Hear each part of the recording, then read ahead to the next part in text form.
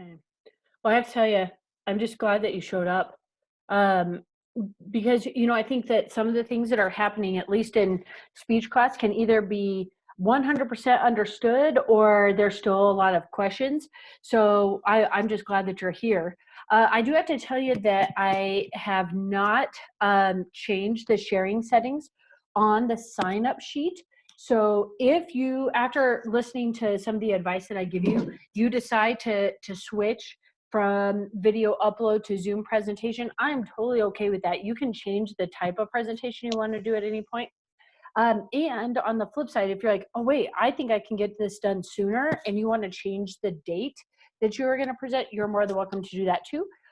Everything is linked on Google Classroom. So you'll find the video upload folder on Google Classroom. You'll find the link to sign up digitally on Google Classroom. And you'll also find all the materials that I provided during class today on Google Classroom too, which is really nice. What I thought I'd do first though is show you a video that helped me at least get an understanding or a grasp of Zoom, and keeping in mind that, I mean, a lot of the Zoom videos that you're gonna find on, at least on the Zoom website, is going to be for a desktop or a laptop computer, which is fine though, because I mean, a lot of the skills are the same, no matter if you're using an iPad or a desktop, but it's good to know. So let's make sure here that I'm going to hear my video, but we're just going to watch this really quick video. In this video, you'll learn how to share content within a Zoom meeting. Simply select Share Screen at the bottom of your meeting window to get started. Okay.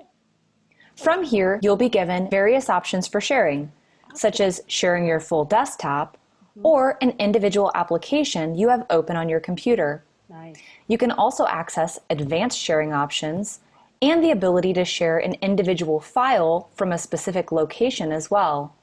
If you're planning to share content that contains audio, such as a third-party video, be sure to select Share Computer Sound in the bottom left-hand corner to ensure that your participants can hear your computer sound as you're sharing.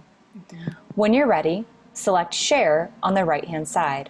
Once content sharing begins, you can always stop the share to stop sharing content with others at any time. If you need to pause the share to take a momentary break or prepare other materials, this is an option as well. Or if you'd like to share a new piece of content, you can simply select New Share and select another piece of content for a seamless transition. That was nice. Hopefully that was at least gives you an understanding of some of the things you can do in Zoom. That's the reason why I found it and I really liked it. But if, let's say that you signed up to join a Zoom meeting and you're going to be using your iPad to project some Google slides or PowerPoint slides or whatever you're going to do from your iPad, even videos of pictures, it's just as easy as what that video suggested, except the icon is at the top of the screen. It says share content. And then when you click on that, you can do things like present from this device, and we'll be able to see what's on your screen. So using your iPad is just as easy. In fact, Richard helped me out with that. This is a video my son helped me make, and I think it actually really helps as well, especially if you're going to show a video with sound. Oops, let's go back. Go back there. There we go. Here we go. Richard is going to help us with this whole. My house is a mess. Richard, you gotta help me. Okay, so how do I do this now? If I wanted to share a video using my iPad, what do I do? Okay, so you go into the top right corner of your iPad. You press Share Content. Okay, and then what do you have to share? Screen. Got it. And then you have to make sure your microphone is on. Oh, that's how you make it so you can hear the sound. You just gotta press Start Broadcast. Okay. Easy. So then it goes one and then it's sharing, right? And then all you have to do is go to the thing you want to share. Like, say I want to share this video. Okay, this is a good video. Let's see. Pokemon. Are you serious?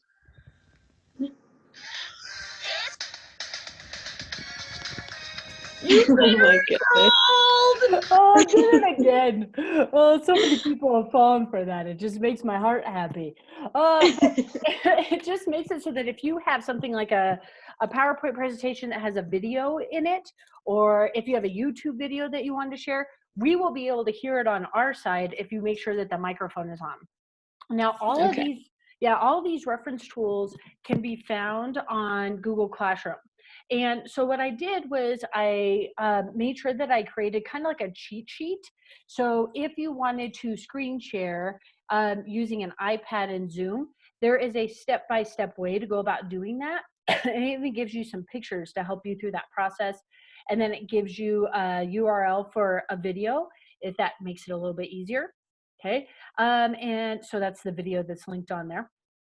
Also, there is another document that shows you how to use your desktop computer if you have one or a laptop and record yourself using Zoom. I have tried 100 different ways to make it so that Zoom meetings are recorded on my iPad, and I cannot for the life of me figure it out.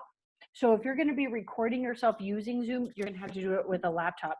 But this is step by step as well, and it gives you everything, even pictures to do that. And then it also gives you links to the folders that you can upload your video to. And there's another YouTube video right here. This is a YouTube video, not of that lady that I showed you at the beginning, but it is. Well, I have to start There my. I am there. So it's a video of me, and it will give you the step-by-steps on how to use your desktop computer to videotape yourself. And so, like I said, if there's a point where you're like, you know what, no, I want to change the way and the date that I'm presenting, you are more than welcome to do that, especially if you want to get things done. And I even see a couple of people that showed up to third hour have moved the type of presentation they're going to do because they feel like it's going to be easier. Some other things, though, that we talked about in class today are that one, if there's an empty day, if there's no presentations, we want to have some fun public speaking challenges. So we're going to be doing that. And some students also brought up some really great options for being an audience member. One of which being that after someone has done a presentation, to offer them feedback in the comment section, very similar to what we were doing when we were in school. And so those are some things that are going to come our way next week. Please make sure that you understand that everything is going to well, I'm going to be flexible. If there's some technology glitches, if we have to change things up, I am ready for those. It doesn't scare me. And I don't want it to scare you either, because nothing about what we're doing for our job title presentations is based upon perfection. It's continuing to be based upon improvement. So hopefully that sets your mind at ease. Well, I'm really excited about next week. I hope you guys are too. And I want to thank Jordan for sticking around and letting me do this really weird video so I can share it with all of you who missed class today. Thanks, Jordan.